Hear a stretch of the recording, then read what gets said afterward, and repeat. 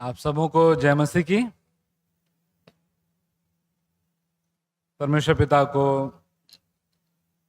पुनः मैं धन्यवाद देता हूं इस अवसर के लिए जो उनके वचन से प्रचार करने का प्राप्त हुआ है, और हम सबों को भी प्रभु ने अनुग्रह दिया कि हम कलीसिया होकर के उनकी आराधना के लिए एक साथ मिल सकें। उसके लिए भी परमेश्वर पिता का धन्यवाद हो। आज की शिक्षा के लिए जो पाठ हमारे सामने पढ़ा गया, आशा करता हूं कि इस घटना को जो इसमें बताई गई है या इस पाठ को, इन बातों को हम सब जानते हैं, और पहले भी हो सकता है कि हमने इसमें कुछ बातों पर विचार करने का प्रयास किया होगा, और पुनः यह अवसर हमें मिला है कि आज जो शिक्षा परमेश्वर ने हमारे लिए रखी है उसको हम जानने का प्रयास कर सकें। इसमें यदि पूछा जाए कि एक शब्द जो सबसे प्रमुख है वो कौन सा है, तो आप में से कोई बोल सकते हैं? इस पूरे अध्याय में एक शब्द जो बहुत महत्वपूर्ण है। जी, प्रेम। और इसका यदि इस पूरे घटना को यदि हम देखें तो उसमें विशेष रूप से जो प्रेम की बात कही गई है वो किसके लिए कही गई है? पड़ोसी। प्रभु यीशु मसीह इस पूरे अध्याय में केवल एक प्रश्न का उत्तर दे रहे हैं, और वो प्रश्न संबंधित है पड़ोसी से। और आज के समय में यदि ये पूछा जाए कि हमारे पड़ोसी के साथ हमारा संबंध कैसा है, आप लोग 1 मिनट ले सकते हैं, अपने आस पड़ोस वालों के बारे में थोड़ा याद करने का प्रयास कीजिए। आपके घर के पड़ोस में कौन रहता है, उनके साथ हमारा संबंध ठीक है या संबंध कुछ ठीक नहीं है? एक उदाहरण में पढ़ रहा था, एक भाई थे, उनके पड़ोस में एक दूसरा परिवार रहता था, और वो जब भी थोड़ा मौसम बदलता था, हवा वगैरह तेज हो जाती थी, तो बहुत से कचरे उनके आंगन में इकट्ठे हो जाते थे, और उस कचरे को झाड़ते समय वो अपने पड़ोसी को याद करके बहुत क्रोधित होते थे, क्योंकि उनके घर में कोई ऐसा बड़ा पेड़ नहीं था जिससे कि वहां पर पत्ती आए, लेकिन हाँ, उनके पड़ोस के घर में एक बड़ा पेड़ था जिसकी सारी पत्तियां हवा जब चलती थी तेज तो वो उड़ करके आ जाती थी।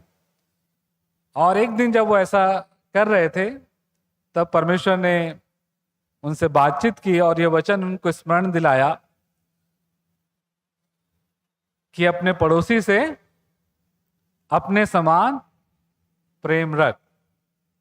तो अब ये उदाहरण बताने के बाद हो सकता है कि आप थोड़ा सा याद कर पाए कि आपके पड़ोस में जो रहते हैं उनके साथ हमारा संबंध कैसा है।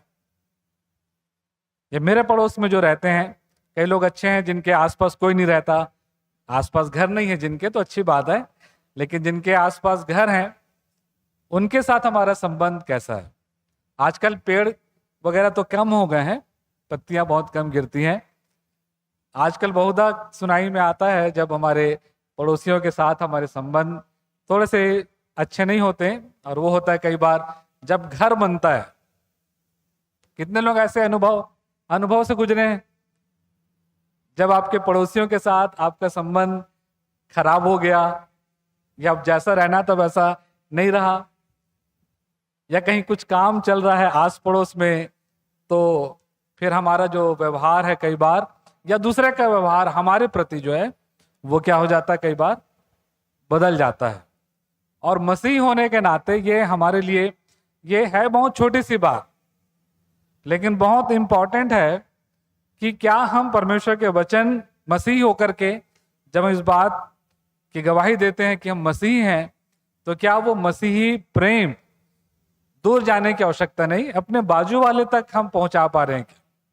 या बाजू वाला हम तक शेयर कर पा रहा है कि जो हो सकता है शायद मसीही ही हूं, या यहाँ जो दो लोग बैठे हैं आजू बाजू घर वाले होंगे, ऐसा भी हो सकता है। तो वो भी हमारे लिए सोचने का विषय है।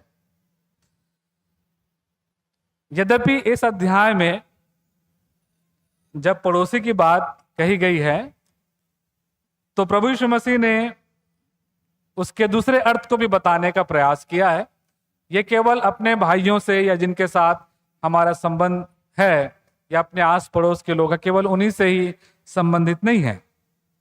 तो एक व्यक्ति था या एक व्यवस्थापक था, लिखा हुआ है, जो कि प्रभु यीशु मसीह की परीक्षा करने के लिए, उसका जो प्रश्न था वो प्रभु यीशु मसीह से जानकारी लेना या अपने प्रश्न का उत्तर पाना नहीं, लेकिन प्रभु यीशु मसीह की परीक्षा करके या प्रभु यीशु मसीह को परख करके परमेश्वर के वचन में यदि कोई कमी प्रभु यीशु मसीह में दिखे तो उसको उजागर करना उसका उद्देश्य था।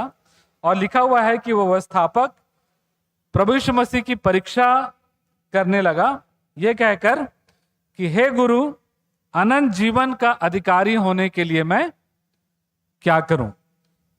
आपको स्मरण होगा कि ऐसा ही सेम प्रश्न एक और व्यक्ति ने किया था प्रभु यीशु मसीह से, और वो एक अधिकारी था जो कि प्रभु यीशु मसीह के सामने आया और घुटने टेक कर उसने प्रभु यीशु मसीह से कहा कि हे प्रभु, अनंत जीवन का अधिकारी होने के लिए मैं क्या करूं? प्रभु यीशु मसीह ने उसको जो उत्तर दिया उसका वर्णन हमको अन्य सुसमाचारों में मिलता है, लेकिन यहां पर जो प्रभु यीशु मसीह ने इस व्यवस्थापक से प्रश्न किया या उसके बाद जो उत्तर था वो इस प्रकार से है। उसने उससे कहा, तू व्यवस्था में कैसे पढ़ता है? यह व्यवस्था में क्या लिखा है? तू तो व्यवस्थापक है, व्यवस्था को बहुत अच्छी तरीके से जानता है, उसकी जानकारी तुझे है। प्रभु यीशु मसीह ने उससे खुद बोला कि तू बता, तेरे अनुसार से व्यवस्था में क्या लिखा हुआ इस विषय में? और तब वो कहता है 27 पद में, उसने उत्तर दिया, तू प्रभु अपने परमेश्वर से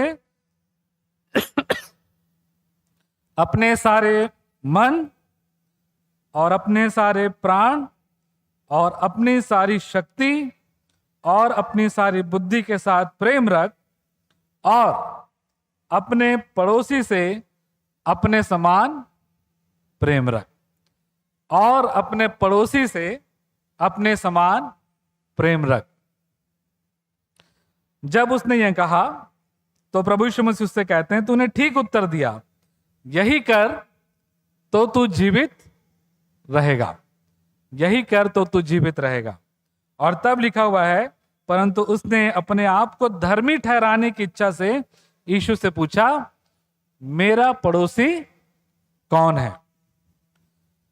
अर्थात जैसे कि यहां लिखा है कि वो अपने आप को धर्मी ठहराना चाहता था, अर्थात वो एक प्रकार से केवल ये पूछ करके कि मेरा पड़ोसी कौन है, उसने उसके पहले हिस्से को ये दर्शाने का प्रयास किया कि वो परमेश्वर से अपने सारे मन, अपनी सारी बुद्धि, अपने सारे प्राण से वो प्रेम करता है, लेकिन वो ये नहीं जान रहा कि मेरा पड़ोसी कौन है जिससे मैं वैसा प्रेम करूं, ये वो दर्शाना चाह रहा था।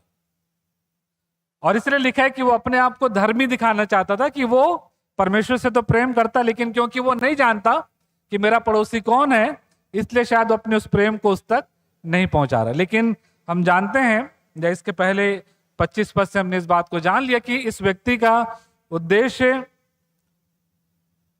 केवल प्रभु की परीक्षा करना था, और यह व्यक्ति ना तो परमेश्वर से प्रेम करता था, यदि वो परमेश्वर से प्रेम करता तो अपने आप ही वो जानता कि उसको उसका पड़ोसी कौन है या उसको किस प्रकार से अपने पड़ोसी से प्रेम करना है। तो ये व्यक्ति केवल अपने आप को धर्मी दर्शाने का और प्रभु यीशु मसीह की परीक्षा करने का प्रयास कर रहा था। लेकिन इस व्यक्ति को जो प्रभु यीशु मसीह ने जवाब दिया, ये हमारे लिए एक शिक्षा को लेकर के आता है। जब प्रभु यीशु मसीह ने उसको इस प्रश्न का उत्तर दिया तो प्रभु यीशु मसीह ने उससे कहा, एक मनुष्य यरूशलेम से यरीहो की ओर जा रहा था कि डाकुओं ने घेर कर उसके कपड़े उतार लिए और मार पीट कर उसे अधमरा छोड़कर चले गए। और ऐसा हुआ कि उसी मार्ग से एक याजक जा रहा था, परंतु उसे देख के कतरा कर चला गया। इसी रीति से एक लेवी उस जगह पर आया, वो भी उसे देख कर कतरा कर चला गया। परंतु एक सामरी यात्री वहां आ निकला और उसे देखकर तरस खाया। उसने उसके पास आकर उसके घाव पर तेल और दाखरस ढालकर पट्टियां बांधी और अपनी सवारी पर चढ़ाकर सराय में ले गया और उसकी सेवा टहल की। दूसरे दिन उसने 2 दिनार निकालकर सराय के मालिक को दिए और कहा, इसकी सेवा टहल करना और जो कुछ तेरा लगेगा वो मैं लौटने पर तुझे भर दूंगा। और फिर प्रभु यीशु मसीह ने उससे प्रश्न पूछा इस बात को बता करके कि अब तू बता कि तेरी समझ में डाकुओं में से जो डाकुओं में घिर गया था, इन तीनों में से उसका पड़ोसी कौन ठहरा। इस घटना को पढ़ने से यदि हम ध्यान दें तो 3 प्रकार के लोगों का वर्णन इस घटना में प्रभु यीशु मसीह ने किया है। एक तो कुछ ऐसे लोग हैं जो स्वार्थी हैं, जो केवल अपने बारे में ही सोचते हैं, और वो इतने स्वार्थी हैं, अपने बारे में इतना सोचते हैं कि दूसरों को नुकसान पहुंचा करके भी अपनी इच्छा को वो पूरा करना चाहते हैं। उनको केवल ये है कि मैं जो चाहता हूं मेरे लिए हो जाए। और ये जो इस घटना में जो डाकू हैं वो इसी श्रेणी में आते हैं, जो कि स्वार्थी हैं और दूसरों को नुकसान पहुंचा करके भी अपनी जरूरतों को वो पूरा करना चाहते हैं या अपनी मनसा पूरी करने चाहते हैं। दूसरी श्रेणी के लोग जो इस घटना में हमको दिखाई देते हैं, जो कि एक याजक था और एक लेवी था, ये ऐसे लोग हैं जो शायद दूसरों को नुकसान तो नहीं पहुंचाते, लेकिन फिर भी वो स्वार्थी हैं, अर्थात केवल वो अपने बारे में ही सोचते हैं। उनको दूसरों से कोई मतलब नहीं, दूसरों के साथ क्या हो रहा है या दूसरों की क्या मेरी क्या किसी को आवश्यकता है, उनको इन बातों से कोई लेना देना नहीं। उनका केवल जीवन यह है कि वो केवल अपनी इच्छा को पूरी करना चाहते हैं, भले ही वो उसके लिए किसी दूसरे को नुकसान ना पहुंचाना हो, लेकिन स्वार्थ से वो भी भरे हुए हैं, वो केवल अपने आप तक ही सीमित है। और तीसरे प्रकार के लोग या एक व्यक्ति यहां पर हमको दिखाई देता है, तीसरा श्रेणी का एक व्यक्ति दिखाई देता है, जो कि एक ऐसा व्यक्ति है जो अपने साथ साथ दूसरों का भी ध्यान रखता है और उनकी आवश्यकता को समझता है और आवश्यकता के समय पर उनके साथ वो खड़ा होता है। तो ये 3 श्रेणी के लोग का वर्णन हमको इस अध्याय में या इस घटना में मुख्य रूप से मिलता है। स्वार्थी और अपने स्वार्थ को पूरा करने के लिए दूसरों को भी उपयोग करने वाले या दूसरों को भी नुकसान पहुंचाने वाले लोग।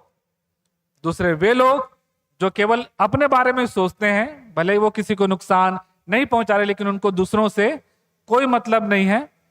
और तीसरा ऐसे लोग जो अपने साथ साथ दूसरों का भी ध्यान करते हैं, उनके बारे में सोचते हैं और उनकी सुधि लेते हैं जब वो उनकी किसी आवश्यकता को देखते हैं। तो ये 3 प्रकार की श्रेणी में से मैं कौन सी श्रेणी में आता हूं या आप कौन सी श्रेणी में आते हैं, ये हमारे लिए स्वयं आत्म मूल्यांकन करने का विषय है, जिसे हम स्वयं विचार कर सकते हैं। परंतु ये जो तीसरे श्रेणी का ये एक व्यक्ति जो है, या ये सामरी, जिसने ये देखा कि वो व्यक्ति जो कि डाकुओं के द्वारा से लूट लिया गया है या उसको नुकसान पहुंचाया गया है और वो आवश्यकता में है, उसने किस प्रकार से अपने साथ साथ इस व्यक्ति की भी सुधि ली, उसका भी ध्यान रखा और अपने जो रिसोर्स हैं, अपनी जो आशीषें हैं, अपने रिसोर्सेस को उसने उस व्यक्ति के साथ बांटा। ये बहुत ही महत्वपूर्ण है। और इसी व्यक्ति के बारे में प्रभु यीशु मसीह ने बताया कि यही व्यक्ति जो है वो एक अच्छा पड़ोसी है। और क्या बातें इस व्यक्ति के जीवन में दिखाई देती हैं जो एक अच्छे पड़ोसी होने के गुणों को प्रकट करती हैं, उसको मैं आपके सामने रखना चाहता हूं।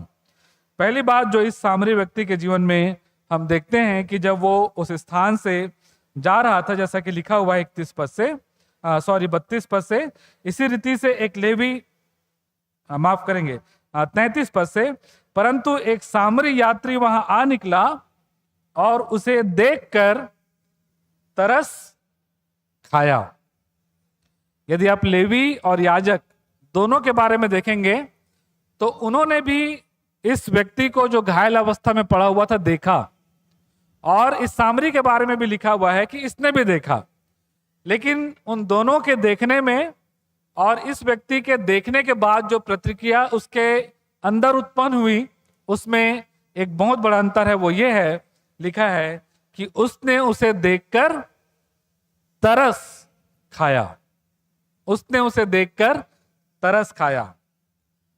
तरस का जो अर्थ होता है कि किसी व्यक्ति की आवश्यकता को देख करके या दुख को देख करके उसके प्रति अपने मन में या अपने भीतरी मनुष्यत्व में संवेदना को महसूस करना, या उसकी दशा को समझने की एक भावना हमारे मन में जो उत्पन्न होती है, जो हमको प्रेरित करती है, हमको पुश करती है, धकेलती है कि हम आगे जा करके उस व्यक्ति की सहायता कर सकें, उस भावना को कहते हैं तरस।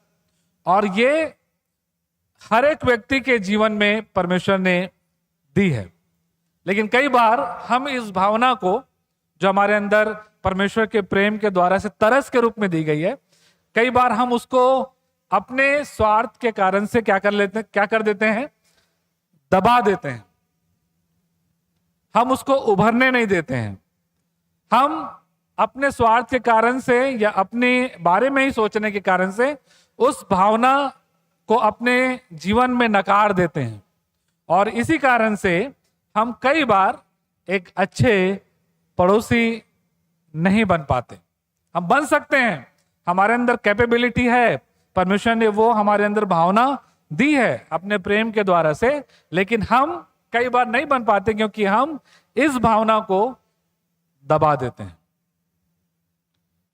इस व्यक्ति ने, जिसने इस घायल व्यक्ति की सहायता की, सामरी व्यक्ति, इसके बारे में लिखा है कि सबसे पहली बात कि जैसे ही उसने उस व्यक्ति को देखा, उसने उस पर तरस खाया। आवश्यकता, किसी दूसरे की आवश्यकता के प्रति सहानुभूति या संवेदना को अपने जीवन में कार्य करने देना, ये हमारी सहायता करती है कि हम एक अच्छे पड़ोसी बन सके। क्योंकि जब तक हम दूसरों के दुखों को समझने का प्रयास नहीं करेंगे या हमारे अंदर वो भावना या प्रेरणा उत्पन्न नहीं होगी किसी के दुख के प्रति, तो शायद हो सकता है कि हम बहुत अधिक उस व्यक्ति के प्रति विचार ना करें, और हो सकता है कि फिर हम उसके बारे में ज्यादा सोचने के कारण से कभी उसकी सहायता ना कर पाए जब उसको वास्तव में हमारी आवश्यकता हो। दूसरी बात हम देखते हैं कि ना केवल इसने उस भावना को जो उसके अंदर उठी उसको उसने महसूस किया, लेकिन उसने उस भावना के अनुरूप कार्य करने के लिए अपने आप को समर्पित भी किया। क्योंकि हमारे अंदर हो सकता है कि हमारे अंदर किसी की सहायता करने की भावना आए, तरस हमारे अंदर उत्पन्न हो, दिखे हमारे अंदर दया किसी व्यक्ति के प्रति उत्पन्न हो, लेकिन कई बार हम उन भावनाओं को दबा देते हैं। और जैसा कि मैंने कहा कि यदि हम उसके प्रति या अपने आप को समर्पित ना करें, उस भावना को महसूस करके उसके प्रति सहायता करने के लिए अपने आप को, तो हम उस व्यक्ति की, अपने पड़ोसी की, जिसके प्रति हमको एक अच्छा पड़ोसी बनना है, उसके लिए कभी भी हम आशीष के कारण नहीं बन पाएंगे। तो इस व्यक्ति ने न केवल तरस खाया, लेकिन लिखा है रुका। क्योंकि यदि आप इसके पहले के दो व्यक्तियों को देखें, वो लोग उस रास्ते से जा रहे थे, मतलब वो उनका डेस्टिनेशन नहीं था, वहां उनको रुकना नहीं था, उनको कहीं और पहुंचना था। और इसीलिए वो ये सोचते रहे कि हमको कहीं और जाना है, ये हमारी प्राथमिकता नहीं है, और इसलिए उन्होंने इस बात की ओर ध्यान नहीं दिया। ये जो सामरी व्यक्ति था, ये भी वहां पर रुका, या फिर वहां पर उसका घर नहीं था, ये भी कहीं और जा रहा था, लेकिन इसने उस रास्ते के बीच में अपने काम को रोक करके अपने उद्देश्य तक पहुंचने के पहले इस व्यक्ति के प्रति अपना समय देना बेहतर समझा। और आगे लिखा हुआ है कि जब उसको तरस आया, उसने उसके पास आकर, वो रुक गया और उस व्यक्ति के पास आया। कई बार जब हम लोगों से दूर होते हैं तो हम लोगों के विचारों को बहुत अच्छे से समझ नहीं पाते। जब हम दूर होते हैं तो कोई दूसरा, यदि हम किसी व्यक्ति के बारे में कुछ जानना चाहते हैं, यदि व्यक्तिगत हमारा उसके साथ संबंध नहीं है, दूर दूर से ही हमारा संबंध है, और कोई दूसरा व्यक्ति उसके बारे में आकर के हमको कुछ और उनका अनुभव रहा हो, उसने हमको बता दिया, तो वही हमारे लिए एक सच्चाई बन जाती है। लेकिन जब हम एक दूसरे के पास आते हैं, तब वास्तविकता हमको पता चलता है कि वास्तव में वो व्यक्ति कैसा है, उसका व्यवहार कैसा है। तो यहां पर लिखा हुआ है कि वो उसके पास गया। ये एक अच्छे पड़ोसी की पहचान होती है कि हम लोगों से मिलें, उसके पास जाएं या उनके निकटता में जाएं, ताकि हम उनकी निकटता में जाने से उनके आवश्यकता को महसूस कर सके, वास्तविक आवश्यकता को महसूस कर सके जो उनकी है, ताकि उनकी आवश्यकता के अनुसार हम उनकी सहायता कर सकें। तो यह व्यक्ति उस घायल व्यक्ति के पास गया, और आगे लिखा हुआ है उसके घाव पर तेल और दाखरस ढालकर पट्टियां बांधी, और फिर लिखा हुआ है, आगे आप पढ़ेंगे, तो वो अपनी सवारी पर उसने चढ़ाया, और उसको चढ़ा करके वो सराय में ले गया, जहां पर उसको वो कुछ समय के लिए रख सके, जहां पर उसकी देखभाल हो सके। तो ये जो उसके पास रिसोर्सेस थे, कुछ चीजें थी, जैसे कि पट्टी, दाखरस और तेल, और जिस गधे पर, या बोलना चाहिए वाहन पर वो सवारी कर रहा था, यात्रा तय कर रहा था, उसको भी उसने इसके साथ क्या किया, शेयर किया। अपने पड़ोसियों के साथ या आवश्यकतामंद लोगों के साथ अपने रिसोर्सेस को, अपनी संपत्ति को बांटना, उनकी आवश्यकता देखते हुए। ये वास्तव में अगर ऐसे सामान्य रूप से देखें तो ये आसान नहीं लगता, ये बहुत कठिन लगता है, ये बिल्कुल भी चलन में नहीं है, लेकिन यही प्रभु यीशु मसीह की शिक्षा है, जिसको कि आपको और मुझको ध्यान में रखना है। भले ही वो मुझको बहुत अच्छी लगे या ना लगे, मुझको प्रभावित करे या ना करे, मुझको पसंद आए या ना आए, लेकिन यही प्रभु यीशु मसीह की शिक्षा है। तो इस व्यक्ति ने उस व्यक्ति के साथ संगति की, उस पर तरस खाया, अपनी वस्तुओं को उसके साथ साझा किया, उसकी आवश्यकता को ध्यान में रखने पर। और आगे लिखा हुआ है कि ना केवल उसने जो उसके पास था उसमें से उसकी सहायता करी, लेकिन उसने ये भी प्रतिज्ञा करी, जब वो सराय से जा रहा था, तो लिखा हुआ है उसने कहा, दूसरे दिन 35 पद में लिखा है, उसने दूसरे दिन 2 दिनार निकालकर सराय के मालिक को दिए और कहा, इसकी सेवा टहल करना, और जो कुछ तेरा और लगेगा वो मैं लौटने पर तुझे भर दूंगा। और लगेगा, जो अभी है केवल उसी में से उसने सहायता नहीं करी, लेकिन जो उसके पास नहीं था उसने ये भी प्रयास किया कि अगर आवश्यकता पड़ी तो मैं प्रयास करूंगा कि जो मेरे पास नहीं है, जिससे इसकी सहायता हो सकती है, उसको लेकर के मैं आऊं, ताकि इस व्यक्ति की सहायता हो सके। ये एक पड़ोसी की या एक अच्छे पड़ोसी का प्रतीक है, यह चिन्ह है, यह हमारे लिए एक आदर्श इस घटना में हमको दिखाई देता है प्रिय। और आज के वचन से यह शिक्षा मेरे लिए, आप सबों के लिए, हम सब के लिए मैं रखना चाहता हूं कि इन आदर्शों पर हम विचार करें। यदि हमारे संबंध हमारे पड़ोसियों के साथ ठीक नहीं है तो वो इसलिए नहीं है क्योंकि हमने इन आदर्शों को अपने जीवन में अपनाया नहीं है। हम प्रयास करें कि इन आदर्शों को अपने जीवन में अपना सकें। जैसा कि इन वचनों में हमने देखा, तरस खाना और तरस की भावना जो हमारे मन में उत्पन्न होती है, उससे प्रेरित होकर के दूसरों के साथ संगति करना, अपने पड़ोसियों के साथ उठना बैठना, उनकी आवश्यकता को जानने का प्रयास करना, अपने रिसोर्सेस को जो हमारे पास है उसको उनके साथ उनकी आवश्यकता के अनुरूप साझा करना, और जो हमारे पास नहीं है उससे भी उनकी सहायता करने के लिए अपने आप को तैयार रखना। यह हमारे लिए प्रियो आदर्श पड़ोसी होने के लिए सहायता प्रदान करेगी या करती है, ताकि हम एक आदर्श पड़ोसी हो सकें। इस व्यक्ति ने या इस सामरी व्यक्ति ने अपना धन, अपना समय, अपने रिसोर्सेस और अपने आप को भी उसने इस व्यक्ति की सेवा के लिए दिया।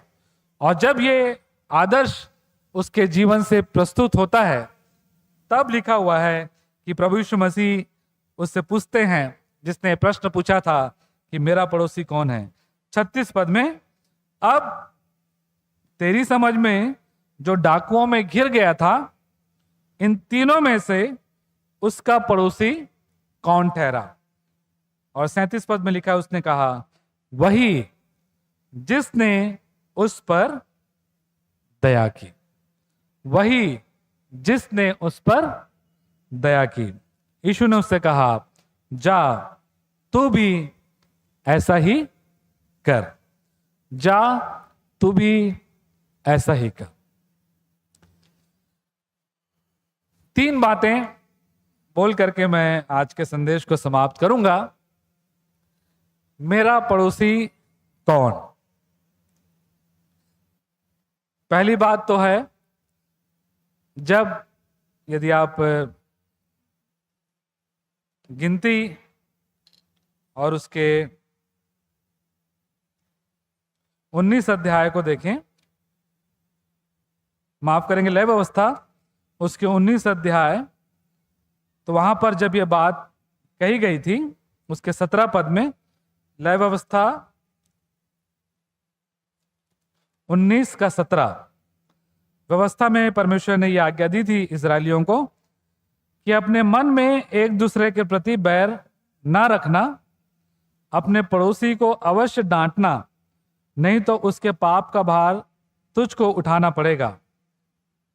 पलटा ना लेना, ना अपने जाति भाइयों से बैर रखना, परंतु एक दूसरे से अपने ही समान प्रेम रखना, मैं यहोवा हूं। तो जब परमेश्वर ने ये आदेश या ये व्यवस्था इजरायलियों को दी थी, तो वो इजरायलियों के मध्य में ही जो लोग रहते थे उनके प्रति थी।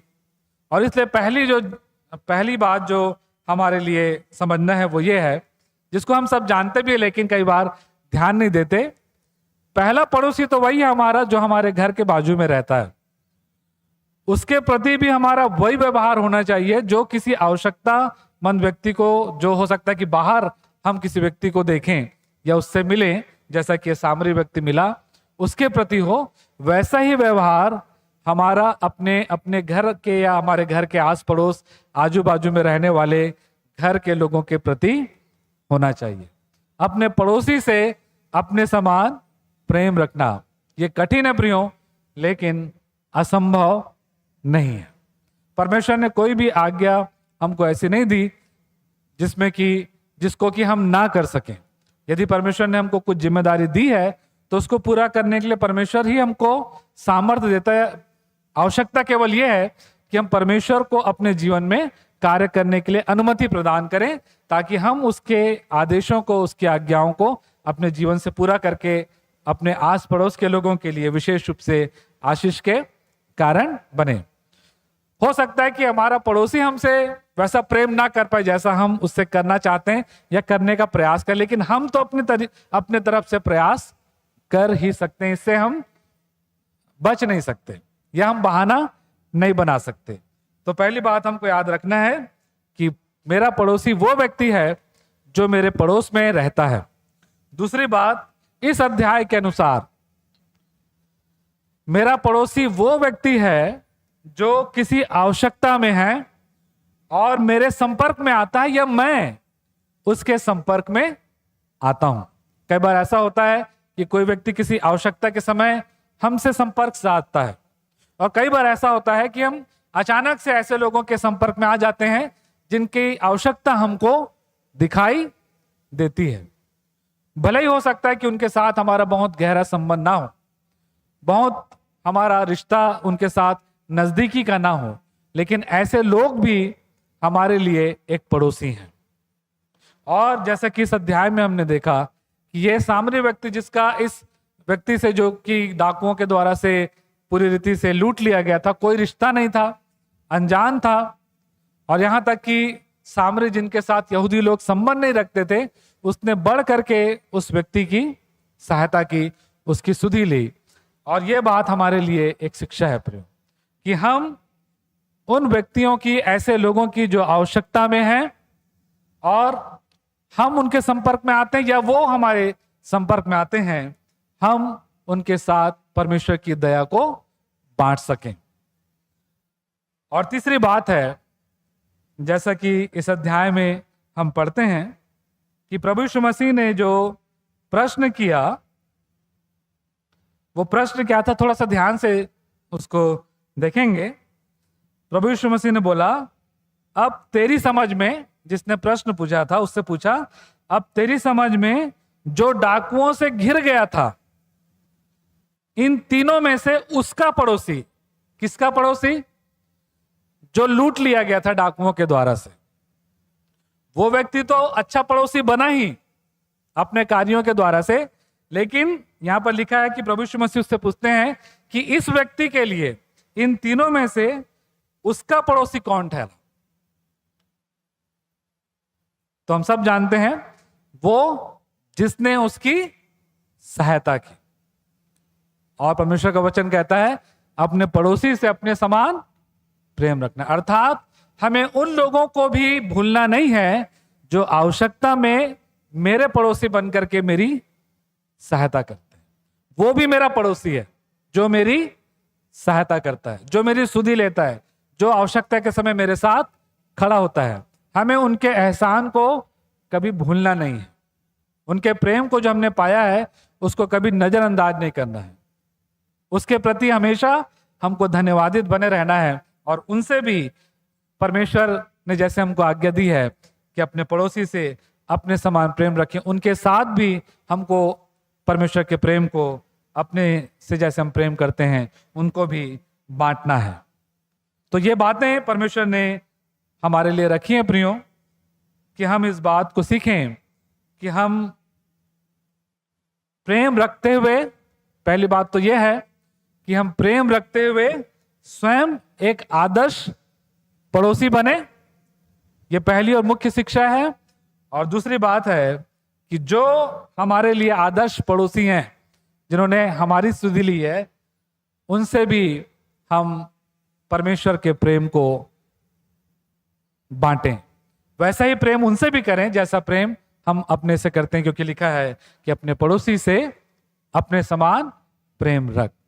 परमेश्वर आपकी और मेरी, हम सब की सहायता करे और विशेष रूप से हमें अपने प्रेम से परिपूर्ण करे, ताकि जब हम किसी को भी ऐसे आवश्यकता में देखें, चाहे वो हमारे घर के बाजू में रहने वाला व्यक्ति हो या कोई ऐसा व्यक्ति जो अचानक से हमको रास्ते में दिखाई देता है जिसको हमारी आवश्यकता है, वो तरस उस प्रेम से हमारे जीवन में भर जाए, जिससे कि हम प्रेरित हो करके दूसरों की सहायता करने के लिए अपने आप को भूलकर, अपने स्वार्थ को भूलकर दूसरों के लिए भी जीवन जी करके दूसरों के लिए एक आदर्श पड़ोसी की का प्रतीक अपने जीवन के द्वारा से प्रकट कर सकें। एक उदाहरण बता करके मैं समाप्त करूंगा।